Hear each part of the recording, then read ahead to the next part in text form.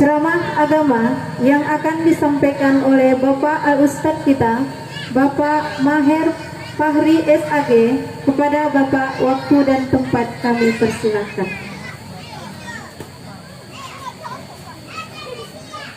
Salah, Maher Fahri. Iya.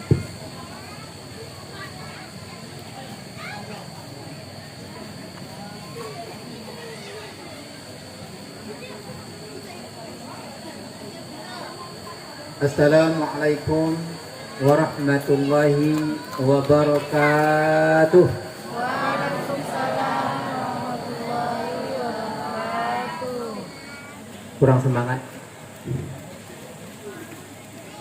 Assalamualaikum warahmatullahi wabarakatuh. Waalaikumsalam warahmatullahi wabarakatuh.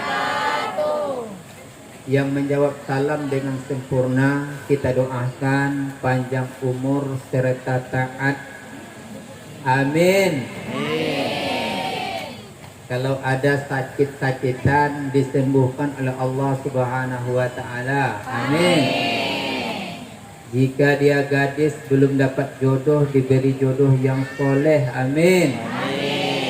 Jika perempuan, jika laki-laki, dia akan mendapatkan jodoh yang solehah. Amin. Jika bapak-bapak yang sudah punya istri, mudah-mudahan mendapat anak. Amin.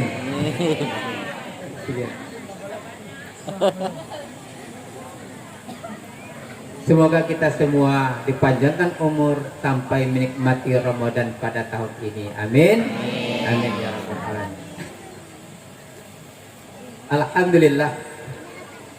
Alhamdulillahilladzi faddala bani Adam bil ilmi wal amal ala jami'il alam.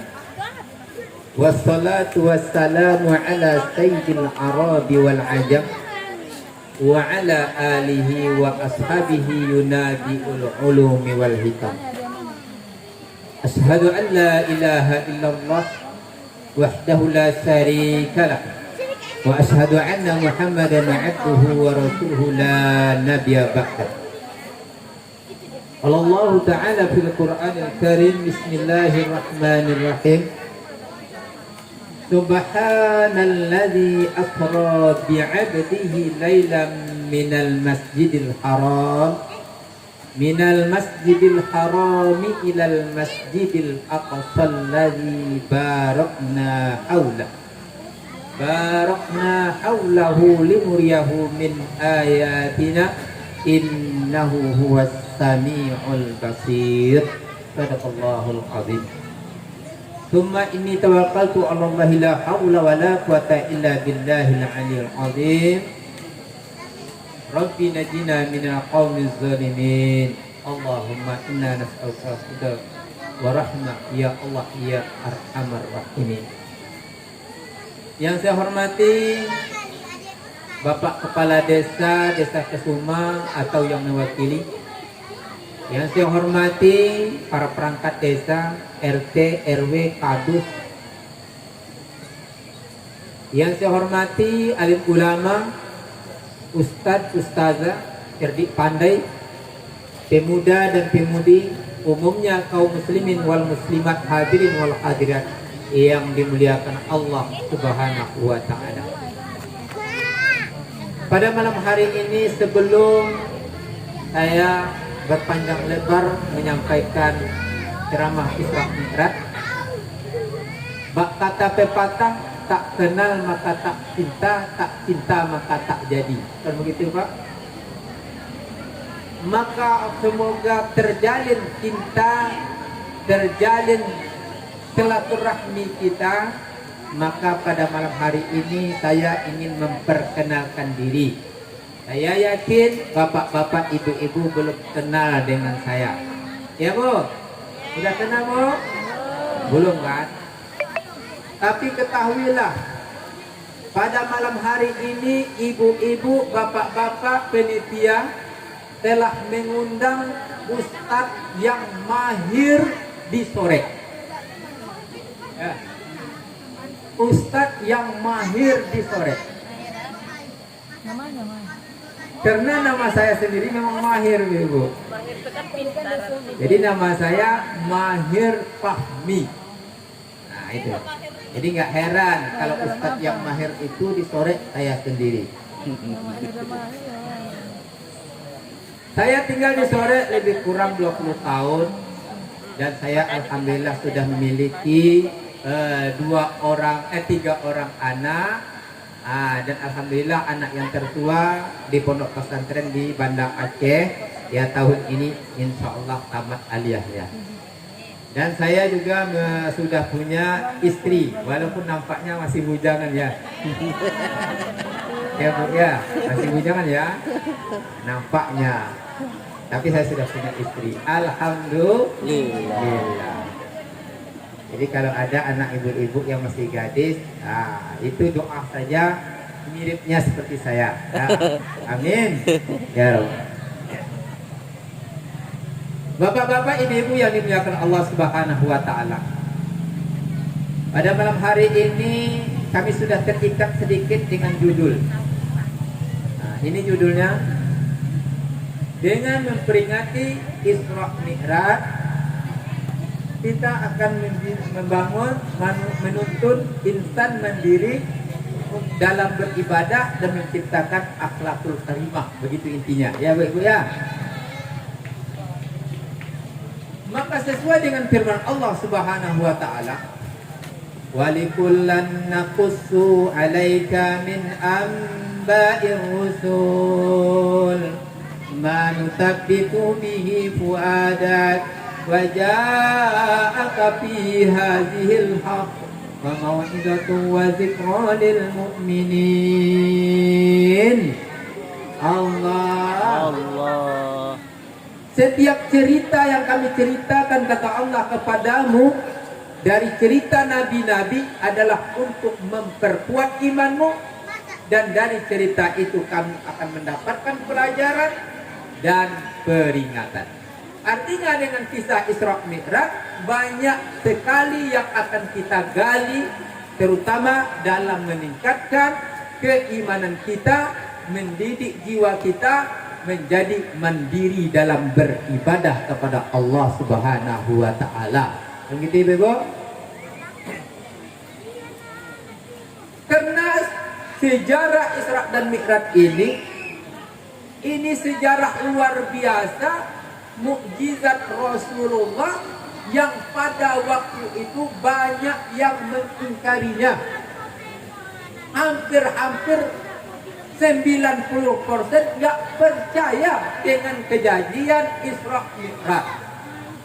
Karena dalam setengah malam saja, bukan satu malam penuh, hanya seperempat malam Rasulullah melintasi 3 alam. Apa 3 alam? Yang pertama alam nasut, yang kedua alam malakut, yang ketiga alam lakut. Ibu-ibu tahu itu alamnya?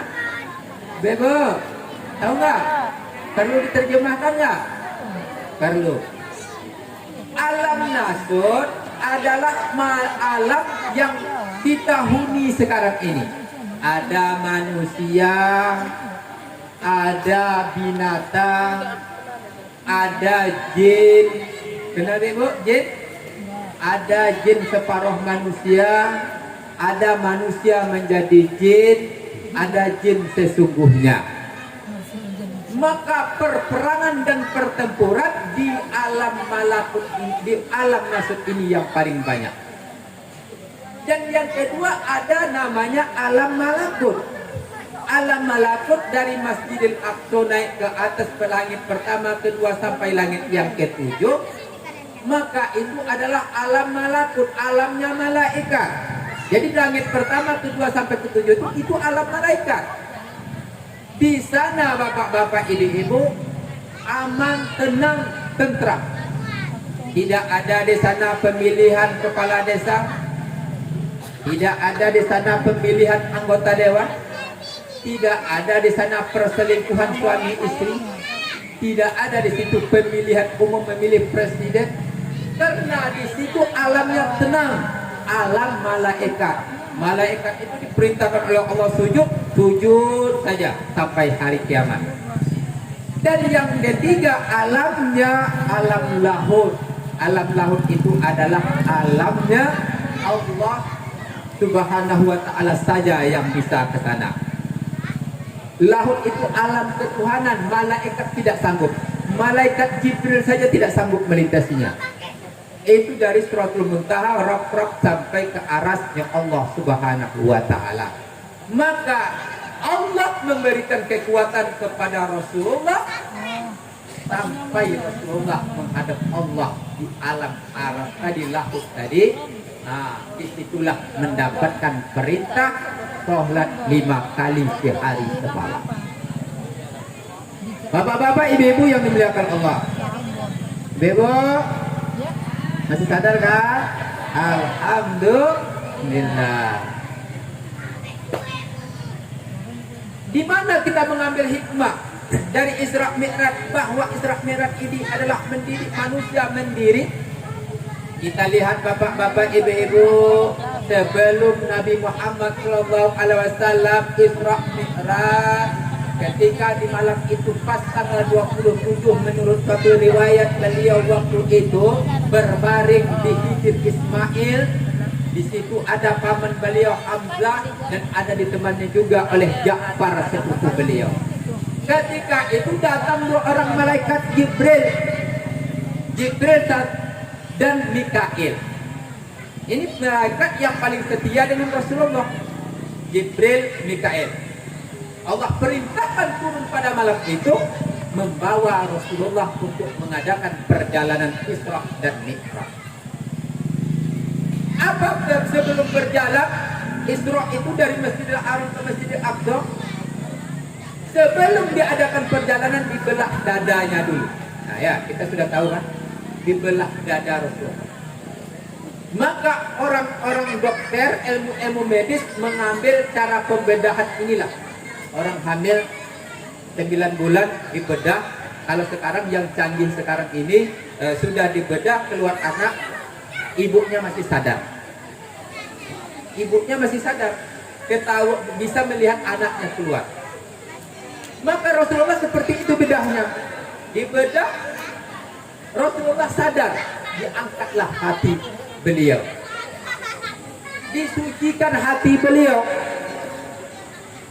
Setelah hati itu suci, maka diisi dengan 3. Nah, boleh angkat tangan Pak ya?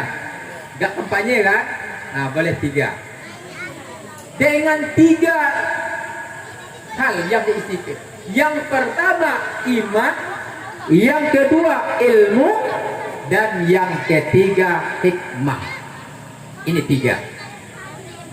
Maka kalau hidup ini, kalau mau mendiri dalam beribadah, apa saja model ibadahnya, wajib kita membekali diri dengan 3 perkara ini.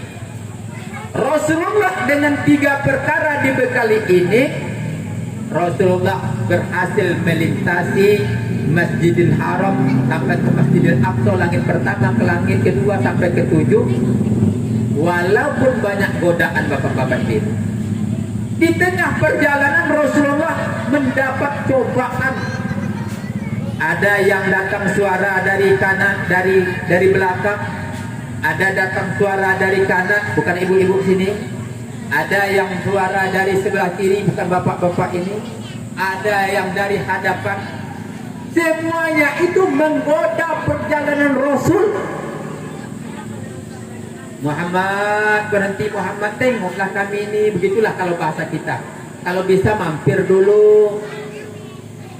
Namun karena Rasulullah dibekali dengan 3 perkara tadi, Rasulullah selamat dari 4 jurus yang menggoda Rasul.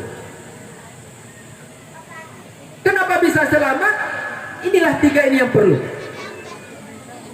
Begitu juga bapak-bapak, ibu-ibu, ketika Nabi Muhammad SAW sebelum sampai ke Baitul Muqaddis, datanglah namanya jin imprit.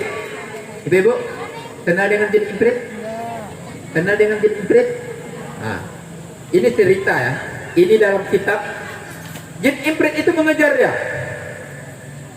Dikejar, rupanya jin ifrit itu lajunya sebanding dengan laju burak.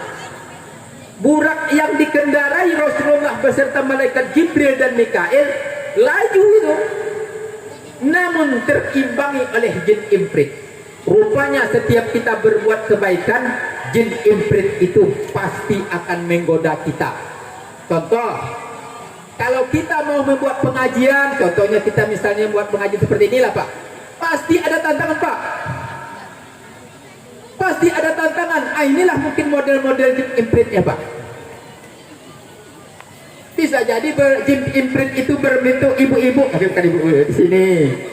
Bisa jadi seperti bapak-bapak, tapi bukan bapak-bapak yang di sana. Bisa jadi jin ifrit itu berbentuk istri dan anak kita. Ketika ibu-ibu mau pergi ke musola mendengarkan ceramah, apa kata sang bapak? Ini malam Kamis Bu, jangan pergi Bu, besok sajalah dengar. Itu jin ifritnya kepada bapak-bapak. Begitu juga ibu-ibu, bapak-bapak kalau mau pergi ke musola salat berjamaah, ibu-ibu larang, tidur aja dulu Bang, ini masih pagi lagi Bang. Ibu-ibu jadi jin ifritnya itu. Maka setiap zaman ada jin ifritnya. Dan seperti itu juga yang diumpamakan ketika Rasulullah sebelum datang ke Baitul Muqaddas, ada kayu di jalan, dia suka begini, dia dikaitnya. Asal ada orang lewat dikaitnya begini. Ada orang lewat dikaitnya begini. Rasulullah, ini apa ini ya Jibril? Kayu-kayu begini-begini nih. Inilah perumpamaan umatmu yang selalu menghambat orang mau berbuat kebajikan. Mau membuat musola dihambatnya, mau membuat perwiritan pengajian dihambatnya. Ini ciri-ciri orang yang kata Rasulullah nampak mengait-ngait itu. Mengait tahu? Wah, gini-gininya. Setiap lewat ambil baju orang dikitnya. Maka jin ifrit itu mengejar Pak.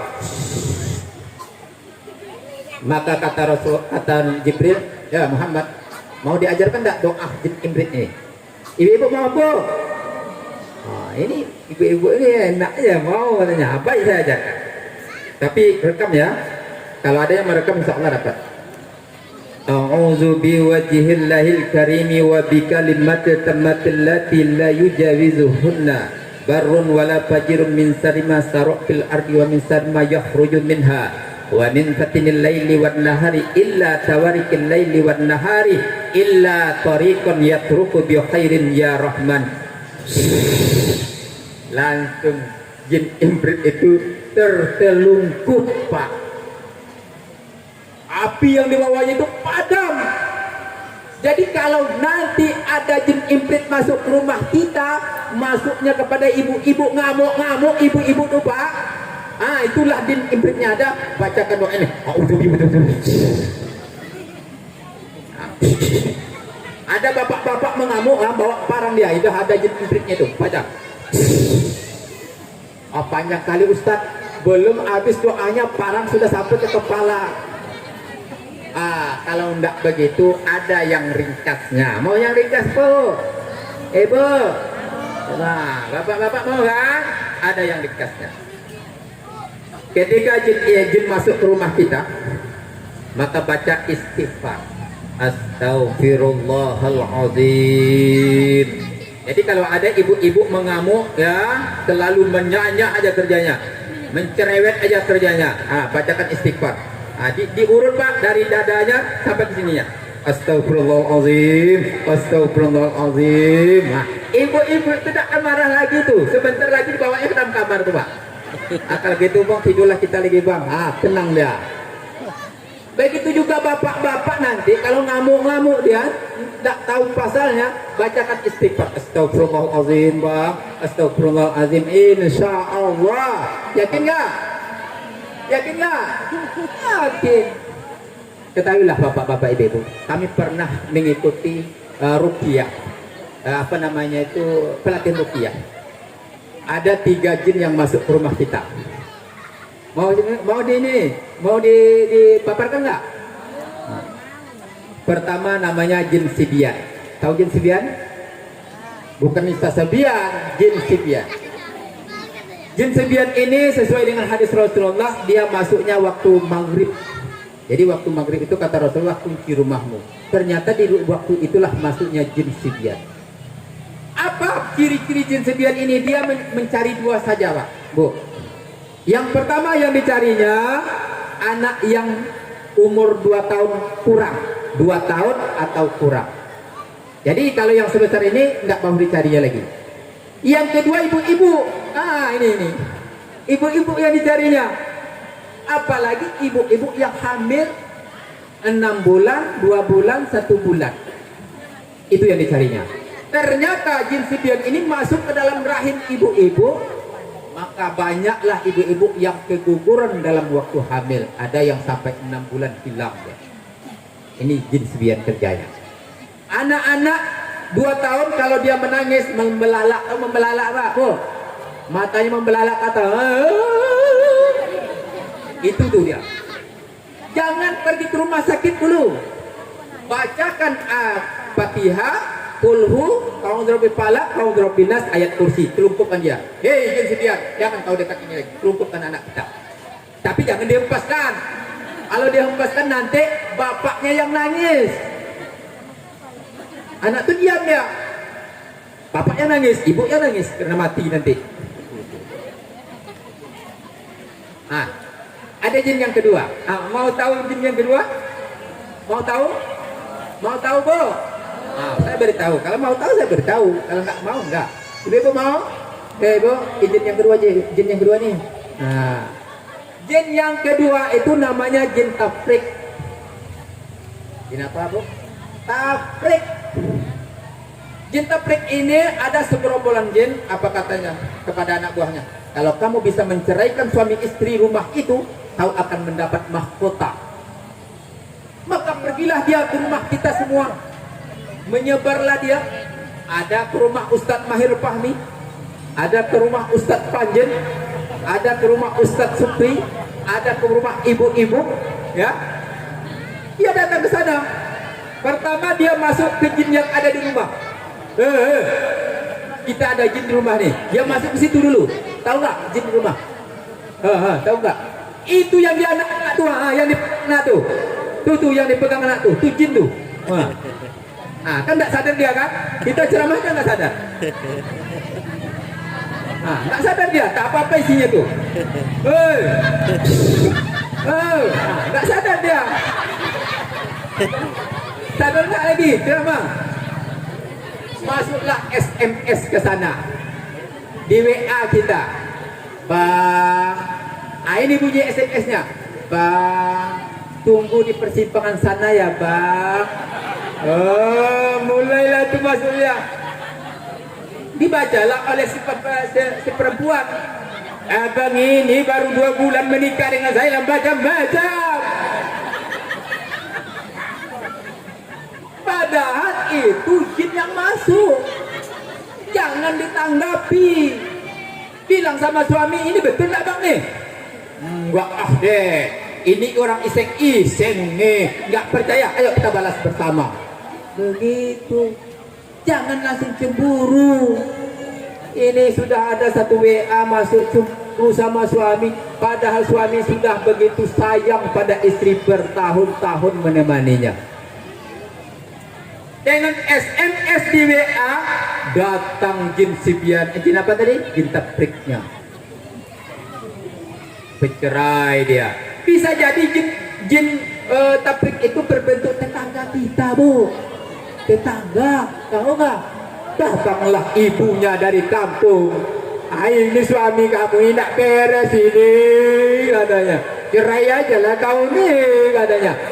Itu masuk kepada mertua kita, Pak. Tahu? Bisa menjadi orang pihak yang ketiga, mantan cewek dulu kan, mantan pacar kita, bisa jadi di situ dia masuk. Maksudnya dengan SMS juga. Ibu-ibu, bapak-bapak, ingin tahu nggak ciri-ciri dia masuk ke rumah? Tahu nggak? Mau nggak beritahu? Ciri-ciri masuk ke rumah mudah sekali mengenalnya. Nanti Pak, kalau kita pulang ke rumah, rupanya lebih cantik istri tetangga daripada istri kita. Udah masuk tuh.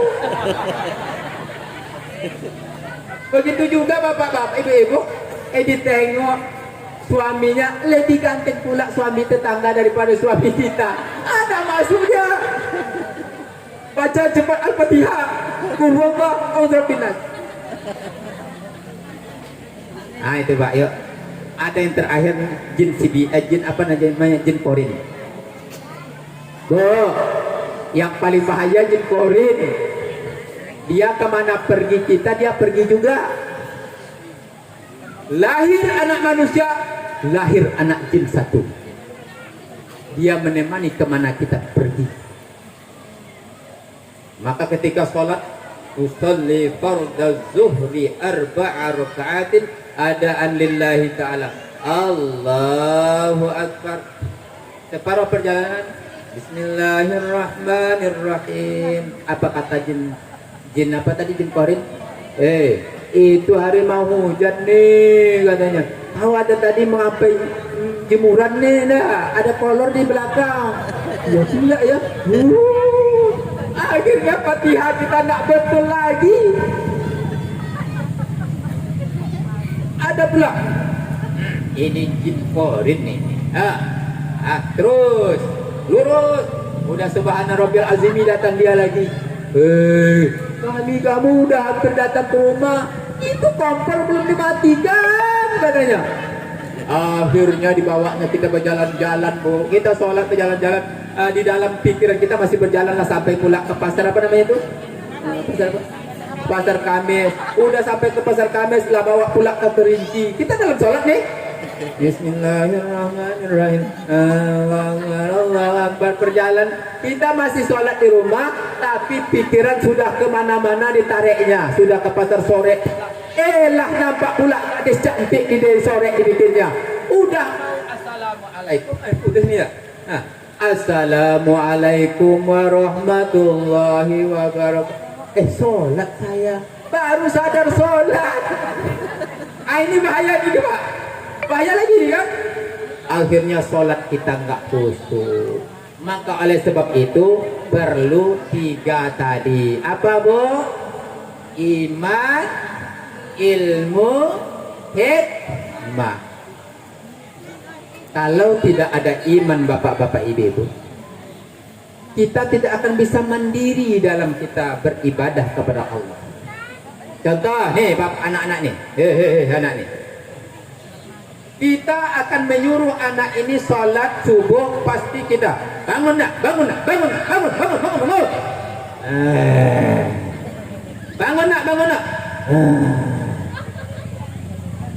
Ini anak-anak nih, tanyakan aja. Saya sendiri mau jujur ya, saya bercerita nih. Ini Ustadz yang sekarang bapak bilang ya, Ustadz nih. Waktu saya sebentar anak ini, saya disuruhlah sholat subuh oleh ibu saya. Nah, sholat subuh. Itu Batang Kuantan kan jauh dari rumah. Udah berlarilah ke Batang Kuantan. Sampai di rumah tuh karena tidak ada iman mungkin tidak sholat. Datanglah ibu dari air. Dilihat, ibu sudah hampir sampai di pintu. Barulah duduk tahiyat. Astaghfirullahaladzim, mubarakah. Tidak pakai usolli, langsung duduk tahiyat akhir. Pas ibu sudah nampak di belakang, Assalamualaikum warahmatullahi. Assalamualaikum warahmatullahi. Udah selesai anak saya sholat. Kenapa sampai seperti itu? Tidak mendiri karena tidak ada iman. Tidak ada iman. Kenapa bapak-bapak di rumahnya tidak sholat subuh? Karena ada iman. Kenapa orang meninggalkan sholat dengan mudahnya? Nggak ada iman. Betul Bu? Kadang kuat dia mengangkat sawit. Dia ambil sawit itu ukuran yang 35 kilo tuh, diangkatnya, dicodol-codolnya, masukkan ke dalam mobil. Kuat dia. Tapi ketika dia sholat subuh 2 rakaat mengangkat tangan yang ringan ini nggak kuat dia. Nggak kuat. Kok nggak kuat? Mengangkat tangan nggak kuat, iman. Andai kata dia beriman, jangankan 2 tangan ini untuk mengangkat, dia 1000 tangan akan kuat dia mengangkatnya.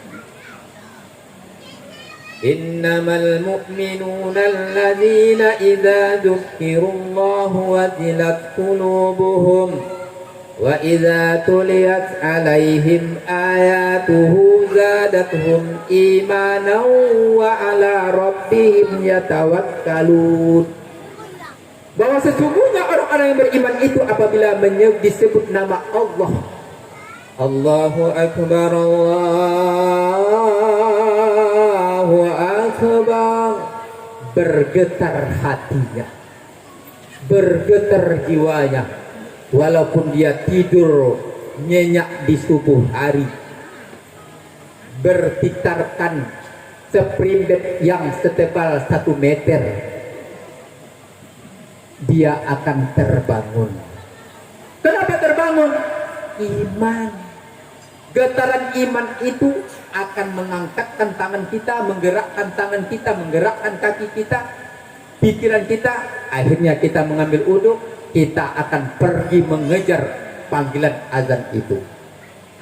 Kata Rasulullah, andai kata umatku tahu pahala salat berjamaah subuh hari, niscaya dia akan datang ke masjid, ke musola di mana azan itu dengan merangkak. Kalaupun dia tidak pandai berdiri, dia akan berdatangan dengan merangkak. Begitulah besar pahala subuh di pagi hari berjamaah. Salat sunat 2 rakaat sebelum subuh, sebelum salat subuh, itu kata Rasulullah pahalanya lebih besar daripada dunia dan isinya. Belum salat subuhnya, 2 rakaat salat sunatnya saja sudah lebih bagus dari dunia dan isinya. Artinya kita menjadi orang terkaya di dunia. Orang yang kaya di dunia saja Pak, dia tidak akan dikatakan memiliki dunia dan seisinya. Umat Islam yang salat 2 rakaat salat sunat subuh, dia mendapatkan dunia dan isinya. Belum lagi salat subuhnya bapak-bapak, ibu-ibu yang dimuliakan Allah. Maka iman ini ditanamkan. Tidak ada iman kacau. Manusia tanpa iman bagaikan mobil tak bersetir, belok kiri, belok kanan, lama-lama akan terjungkir. Akan tetapi dengan iman perjalanan akan aman. Meski hidup penuh rintangan, tetap selamat sampai tujuan. Ini bapak-bapak ibu-ibu, kalah perbana ya nyanyi saya. Gitu. Kalau bertanding saya nomor 1 insya Allah. Kalau saya sendiri, jangan ada yang lain. Ibu-ibu, bapak-bapak, ibu-ibu, Isra Mi'raj itu sebenarnya perjalanan yang panjang, perjalanan yang jauh, karena dibekali oleh iman, ilmu, dan hikmah. Ketika Rasulullah di Baitul Maqdis, beliau ditawarkan 2 air. Yang pertama air apa namanya? Air susu. Yang kedua air tuak. Karena perjalanan yang jauh ini Rasulullah disuruh memilih. Ahmad, pilih keduanya ini. Mana di antara kedua ini kau minum? Tentu kalau saya sebagai Nabi Muhammad, saya minum air putih.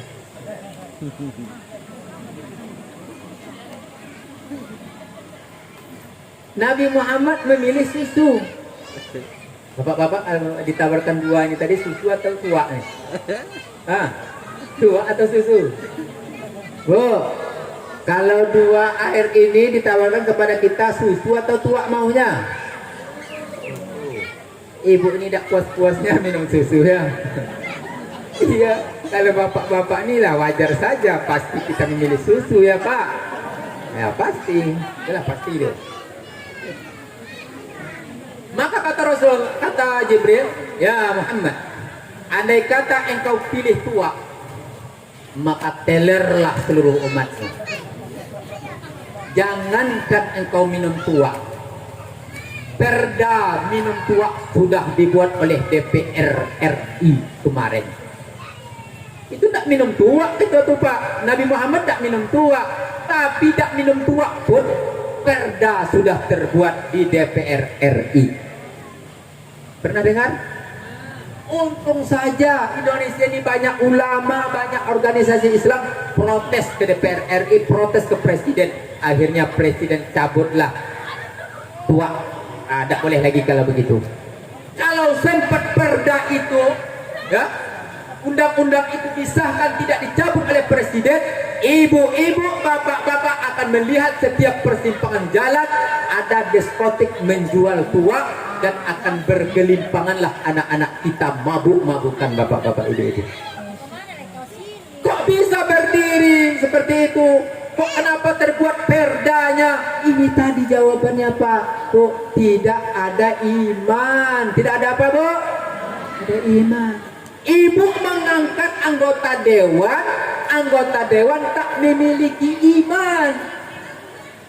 Anggota dewan yang minum tua. Betul nggak? Karena fungsi anggota dewan itu ada 3. Nah ini perlu kita ketahui nih. Anggota Dewan DPRD, DPR Provinsi, DPR RI fungsinya 3. Pertama membuat undang-undang, yang kedua menganggarkan undang-undang, yang ketiga mengawasi undang-undang. Mengawasi yang sudah diundang-undangkan tadi. Maka kalau naik peminum tua, pejudi, pasti pikirannya masih itu yang undang-undangnya harus dilegalkan. Oh, saya ini sudah menjadi anggota dewan. Bagaimana melegalkan judi ya? Bagaimana melegalkan tua? Kenapa itu? Isi kepalanya itu. Kalau bapak-bapak ibu memilih anggota dewan istrinya banyak, 1, 4 ya, pasti yang ingin bagaimana melegalkan suami ini beristri banyak 4. Ya ibu-ibu, ini 4 ini. Siapa yang beristri 4 dijamin oleh negara 3 orang. Mau nggak? Saya sendiri mendaftar Pak. 1 kita yang nanggung, 3 negara, enak kan? Seperti di mana Bu, Pak? Ada itu negara, sebuah negara gitu menganjurkan yang laki-laki ini kawin 4, yang 3 dibayar oleh negara. Itu bisa terjadi kalau anggota dewan istrinya banyak. Oh, kalau begitu kami pilih guru-guru MDA lah. Pasti dia akan memikirkan bagaimana anak-anak ini, guru-guru TPA ini banyak gajinya Pak. Ini 350 cuma 1 bulan. Apa yang dapat Pak? Modal hidup 2 juta. Tekor. Saya bukan sombong, 10 juta per bulan saya. Tapi masih tekor juga. Ya masih tekor. Apalagi cuma 350.000. Betul Bu? Maka pilih besok yang beriman. Gadis-gadis ada di sini enggak? Yang gadis-gadis, yang bujang-bujang, mama-mama. Kalau ada anak bujang kita, kalau ada anak gadis kita, anak gadis itu cari jodohnya yang beriman, berilmu. Jangan sampai ke kantor tua kami tes. Kami kan penasehat di kantor tua pernikahan kami insyaallah, alhamdulillah. Setiap minggu setiap hari Rabu kami yang betesnya. Kami tanyakan, tahu nggak kamu berapa rukun wudu? Kamu dia, nggak tahu dia rukun wudu. Berapa yang membatalkan wudu? Ngomong dia. Contohnya aja, contohnya apa? Kepijak kacin ayam Bu, ada Pak adanya. Terinjak kacin ayam batal wudu. Itu batal wudu. Oh, kalau begitu gawat nih. Terinjak ke tai ayam enggak batal wudu, cuman dicuci saja. Kalau begini kamu kan mau menikah nih. Iya Pak. Sekarang coba sebutkan syarat mandi wajib. Oh, gawat juga nih. Syarat mandi wajib. Oh, bertele-tele 5 katanya. 1 pun nggak benar. Banyak kali kamu 5 kali. Susah kali nih kata saya. Menghadap kiblatnya lah. Iya. Ini kan negara tak beriman, tak berilmu. Karena anda ada iman, tak mau nuntut ilmu. Kamu kata saya, kalau model begini, kamu masuk pesawat terbang, kamu dibawa terjun mandi ke laut ini, kata saya. Begitu. Kemungkinan ya ke pesawat terbang yang terjun ke laut itu 80% tak mandi wajib. Kalau kamu kata saya dibawa mobil, kamu dijatuhkan ke sungai kalau begini, kata saya. Kalau kamu ke hutan dimakan harimau nih, kata saya.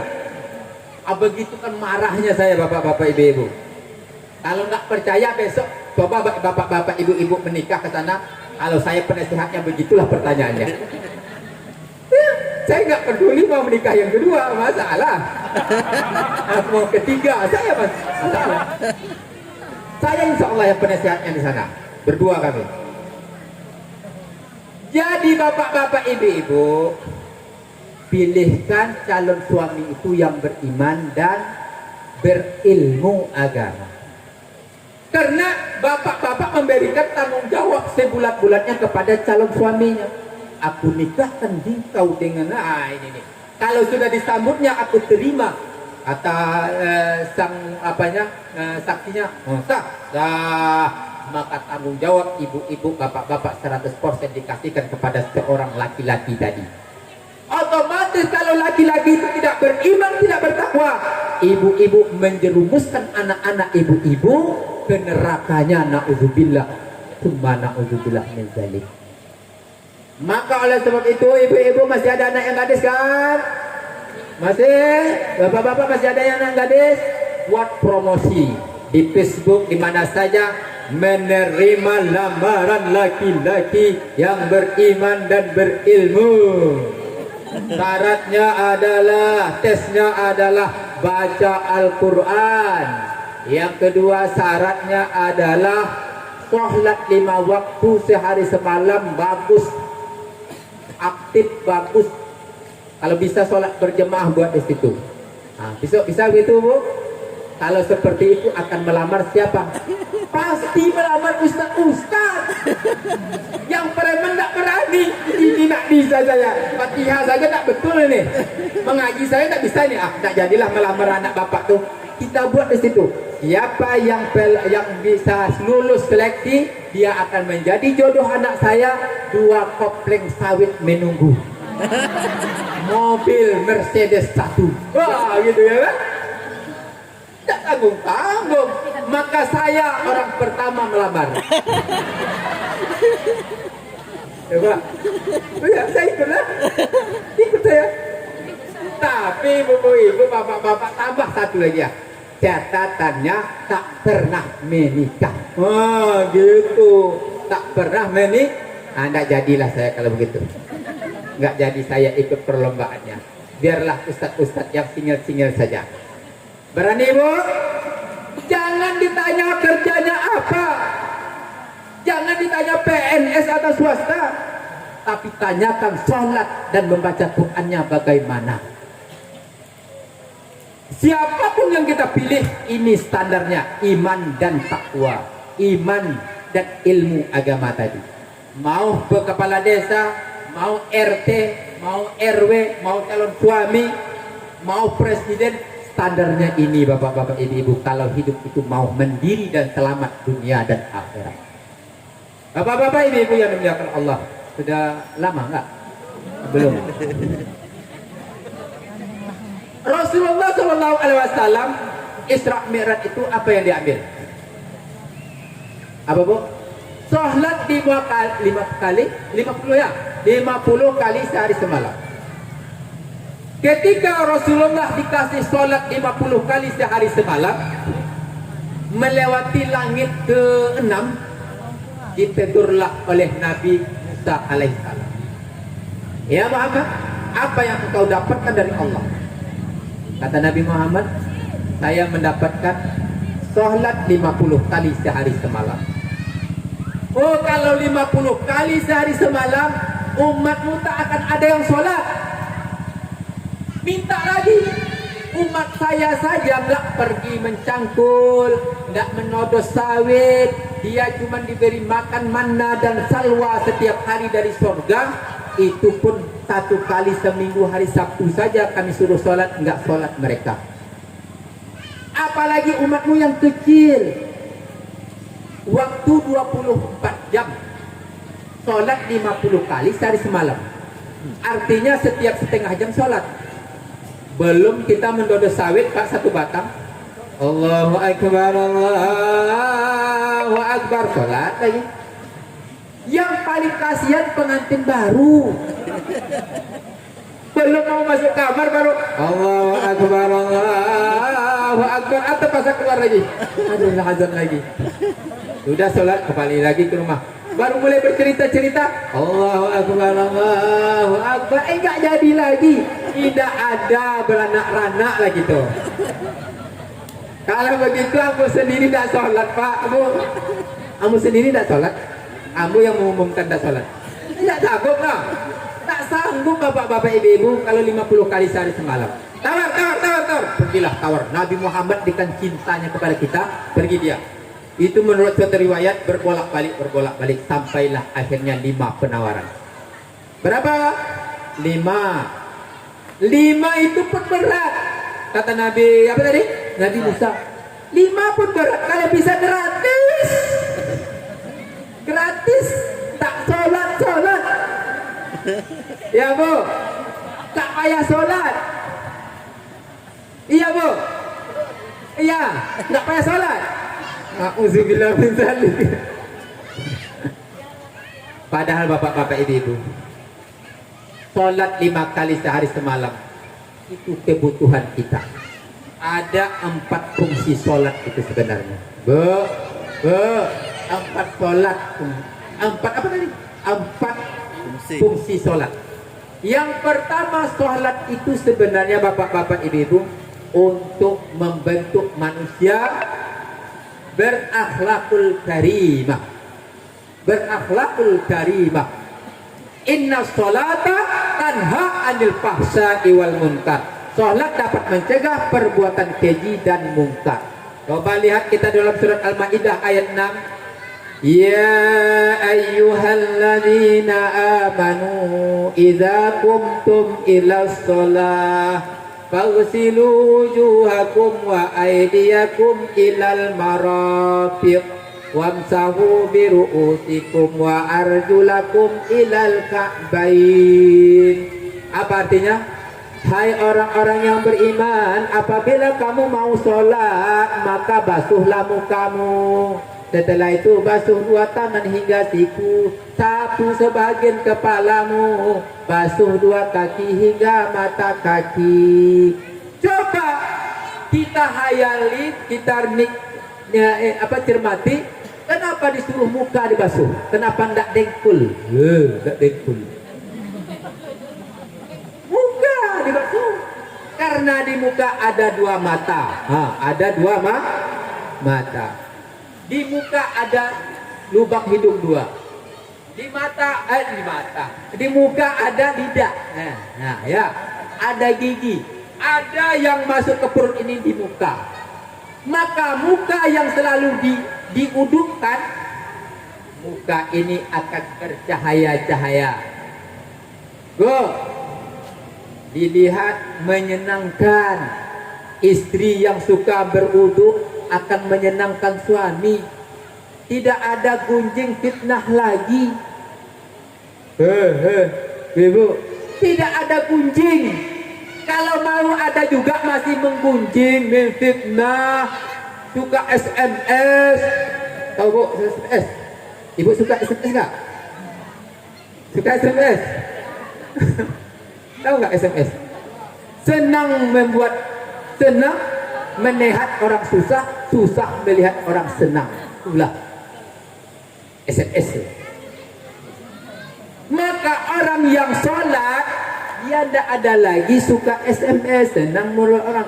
Dia kalau orang di sana tetangga beli mobil, dia senang hatinya. Alhamdulillah, tetanggaku beli mobil. Andai kata saya sakit mendadak, sudah bisa dia membantu ke rumah sakit di Bangkalan Kerinci.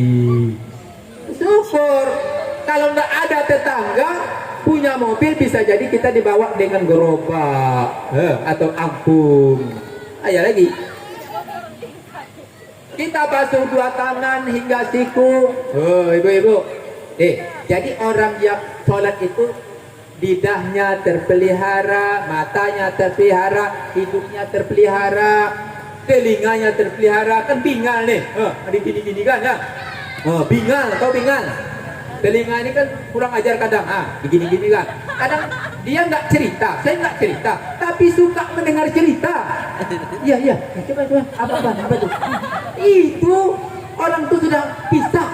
Salah berapa? Salah 3. Dengar di suaminya. Oh, kalau begitu ini bisa nih. Aku tunggu jandamu. Itulah bahaya tuh. Tahu tuh? Ini telinga dibasuh. Semoga selalu mendengar kebaikan. Setelah itu basuh tangan. Semoga nggak ada mencuri lagi, nggak ada membunuh. Ini tangannya.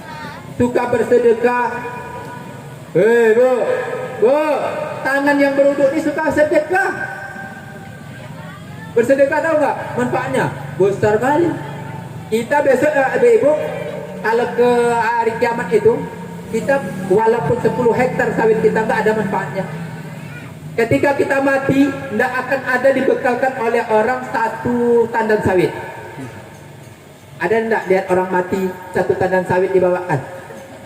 Nggak ada kan? Nggak bisa. Mayat itu nggak bisa bawa sawit. Kalau ada mayat itu berjalan sendiri besok, kurang ajar tuh. Ya. Jangankan bawa sawit, badan dia sendiri orang ngantarkannya.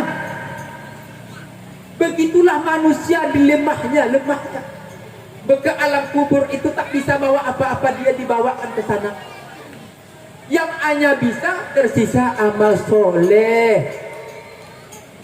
Maka oleh sebab itu jangan sia-siakan hidup kita di dunia ini.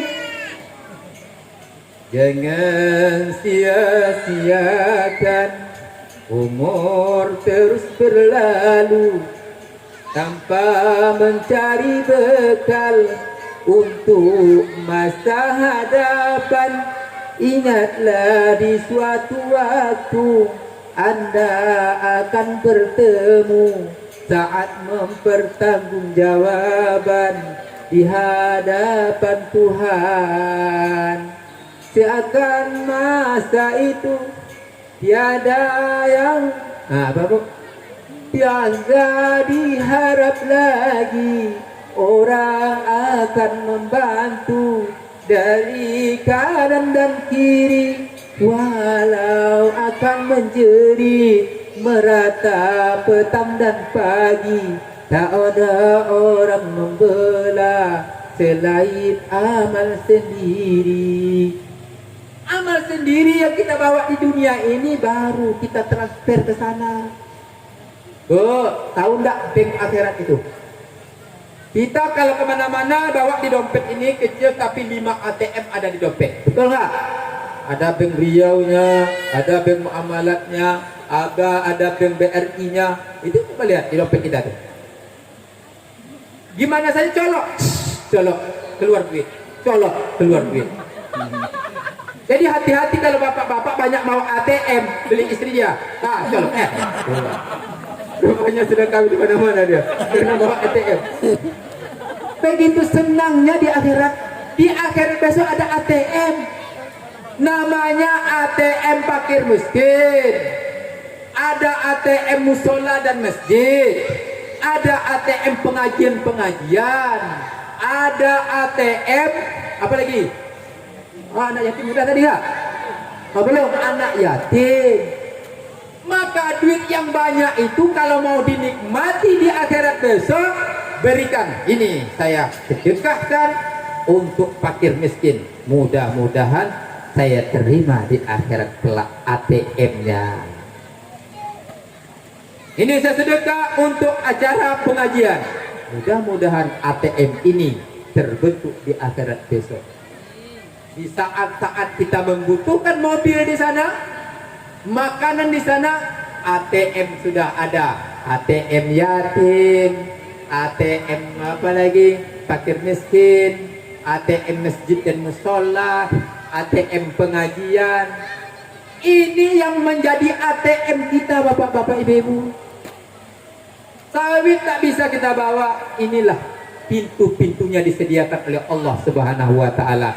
Semoga kita dengan mudah menafkahkan. Masalul ladzina yunfikuna amwalahum fi sabilillah kamasalil habbatin tab'asan sanbula. Siapa yang menginfakkan hartanya di jalan Allah seperti menanam satu biji menumbuhkan 7 tangkai, dan setiap tangkai menumbuhkan 700 biji. Allah melipat gandakan siapa yang dikehendakinya. Itulah yang bertemu oleh Rasulullah. Orang mencocok tanam, hari itu dicocok tanam, hari itu menuai dan tumbuh kembali. Itulah lahan akhirat itu lebih subur daripada lahan di dunia ini, bapak-bapak, ibu-ibu yang dimuliakan Allah. Maka salat dapat mencegah perbuatan keji, membuat manusia yang bertakwa kepada Allah. Kenapa kepala ini basuh, bapak-bapak? Di kepala ini ada otak. Orang yang dibasuh kepalanya, otaknya bagus, tidak mengkhianati orang, tidak pengkhianat dia. Ini tidak istri orang, istri dia. Oh, ini otaknya tidak dibasuh ini. Ini gawatnya ya. Nasi tidak dibedakan dengan narkoba. Narkoba dimakannya juga, nasi dimakannya juga. Kok kenapa? Karena otak tidak dibasuh. Tidak tahu dia ini sawit orang, ini sawit dia. Kenapa nggak tahu? Otaknya nggak dibasuh dengan air wudu. Maka otak yang dibasuh dengan air wudu, insya Allah tahu yang halal dan yang haram. Kedua. Sholat itu, Bu, dapat menjadi solusi dari segala masalah. Bu, ada masalah nggak? Saya lihat ibu-ibu dan bapak-bapak ini orang-orang bermasalah nih. Katanya tidak ada masalah. Saya sendiri ada masalahnya. Ibu-ibu ada masalah nih. Maka masalah itu akan selesai. Misalnya anak nakal, sawit dicuri orang, babi melahap sawit kita, istri kita dilarikan orang, suami kita atau sebaliknya. Masalah itu.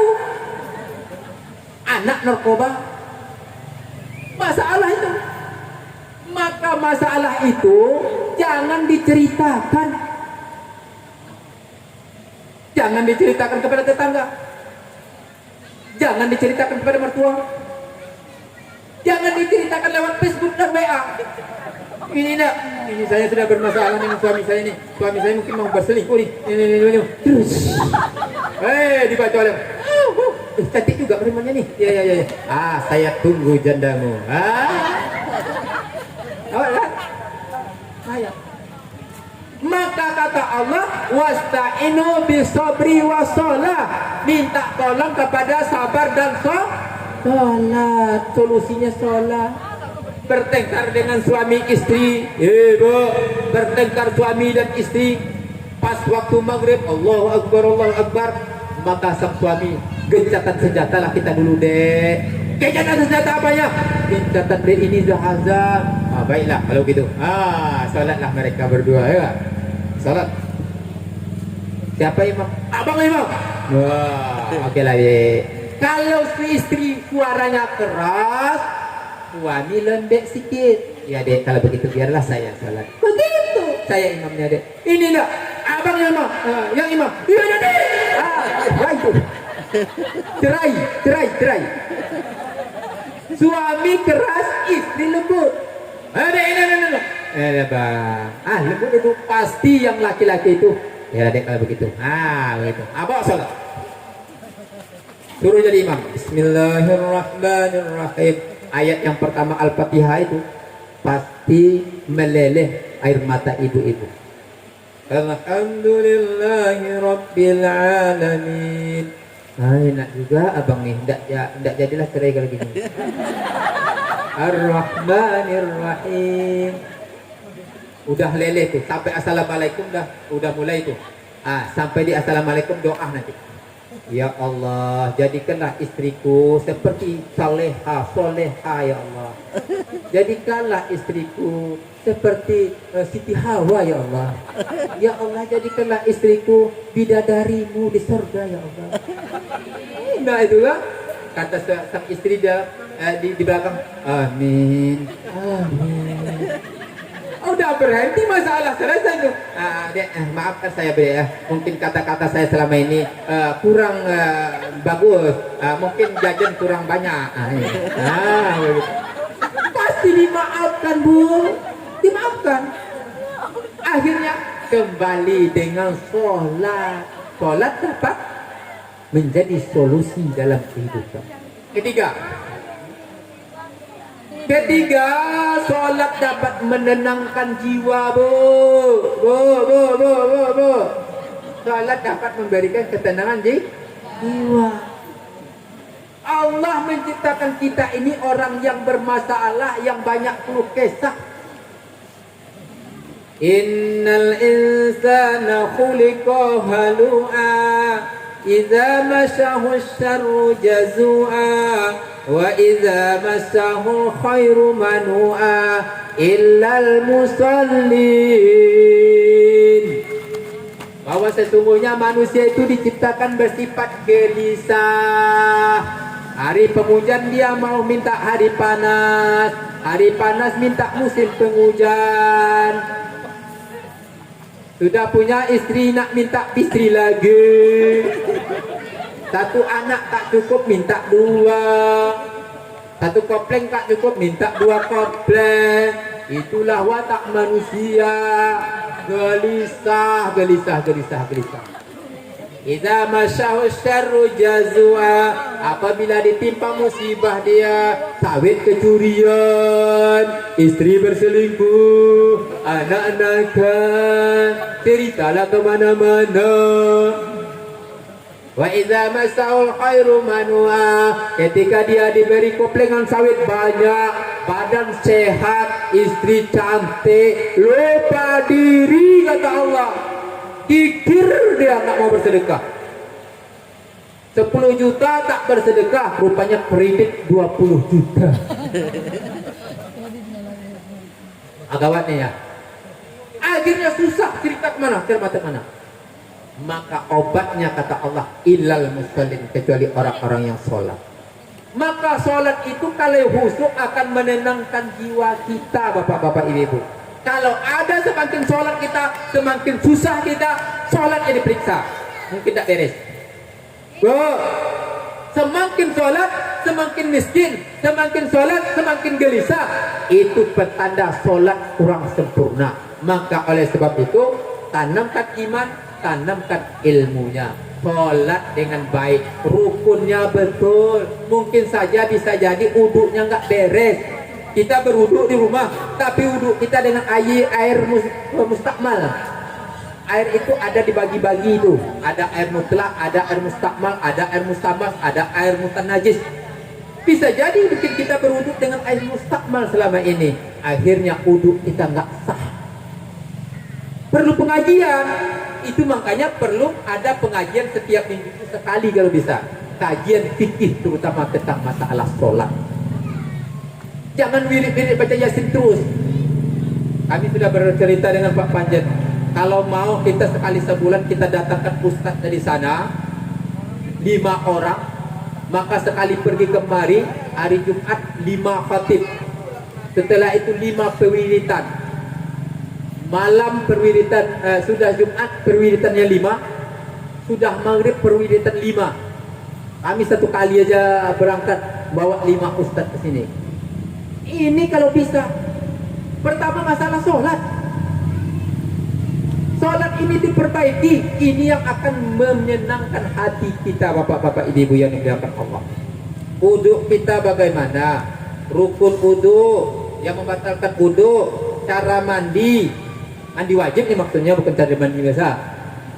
Anak air mutlak, air apa? Sudah itu nanti ada rukun sholat, ada rukun fi'li, ada rukun qalbi, ada rukun qauli. Ini harus kita pahami. Ini kadang-kadang Assalamualaikum warahmatullahi wabarakatuh. Assalamualaikum warahmatullahi wabarakatuh. Karena poli sudah ada. Duh. Padahal assalamualaikum itu rukun. Ketika kita rukun, artinya kita harus bacanya bagus. Assalamualaikum warahmatullah. Yang kedua bagaimana? Sunnah. Assalamualaikum warahmatullah. Nah, apa-apa lagi. Tapi yang pertama, salam pertama itu sambil keluar dari sholat, itu salamnya harus bagus. Assalamualaikum warahmatullah. Di kanan baru ulang lagi. Mungkin kurang sempurna yang di kanan, di kiri dibaguskan. Assalamualaikum warahmatullah. Ini kadang kurang perhatian kita. Assalamualaikum. Assalamualaikum. Padahal itu rukun salam yang pertama tadi. Fatihah rukun, takbiratul ihram rukun. Itu disempurnakan bapak-bapak ibu-ibu. Karena fungsi sholat yang keempat, besok di hari kiamat, ini yang terakhir. Hari kiamat besok, hari sudah kiamat, padang mauquf sudah, padang mahsyar sudah kita lewati, sudah padang mahsyar kita digiring ke padang mauquf. Sampai di padang mauquf kita diadili satu persatu, apakah kita masuk surga atau masuk neraka. Maka amal pertama diperiksa itu bukan puasa kita, bukan yang lain-lainnya, tapi periksa pertama adalah sholat. Awwalu ma yuhasabu alaihi al-'abdu yaumal qiyamati sholat. Wa in wujidat tamati kubilat wasairu amalihi, wa in wujidat nakisatan ruddat wasairu amalihi. Besok di hari kiamat amal pertama yang akan diperiksa adalah sholat. Apabila sholatnya baik, seluruh amalnya ikut baik. Apabila sholatnya rusak, seluruh amalnya akan ikut rusak. Maka perbaikilah sholat kita. Jadi bapak-bapak ibu-ibu, perlunya iman ilmu. Ketika iman ilmu sudah ada, kewajiban sholat akan kita mudah mengerjakannya, puasa akan mudah, haji akan mudah dengan adanya bekal iman dan ilmu bapak-bapak ibu-ibu yang dimuliakan Allah. Jadi inilah sholat ini ada 4 fungsinya seperti yang disebutkan tadi. Mudah-mudahan sholat kita ini nantinya dengan adanya peringatan Isra Mi'raj ini, kita kembali menyeleksi sholat-sholat kita. Yang selama ini mungkin tidak husuk, kita husukkan. Yang mungkin selama ini kita tidak tahu rukun-rukunnya, kita perbaiki rukun-rukunnya. Karena sholat itu sangat menentukan bagaimana kualitas amal ibadah kita bapak-bapak ibu-ibu yang dimuliakan Allah. Ibu-ibu tidak akan bahagia, hati tidak akan tenang selagi ada di rumah ibu-ibu orang yang meruntuh agama. Siapa peruntuh agama? Orang tak sholat. 4 kamar, 1 tidak sholat, berarti 1 kamar itu peruntuh agama. Kalau ada peruntuh agama yang kita beri makan, yang kita sekolahkan di rumah kita, berarti kehidupan rumah tangga kita tidak akan bahagia bapak-bapak ibu-ibu yang dimuliakan Allah. Jadi jangan ada di rumah kita yang tidak sholat subuh. Jangan ada di rumah kita yang tidak sholat asar. Kita pastikan isi rumah kita semuanya mendirikan sholat 5 waktu dengan sempurna. Hanya itu saja. Banyak maaf. Wabillahi taufiq wal hidayah. Assalamualaikum warahmatullahi wabarakatuh.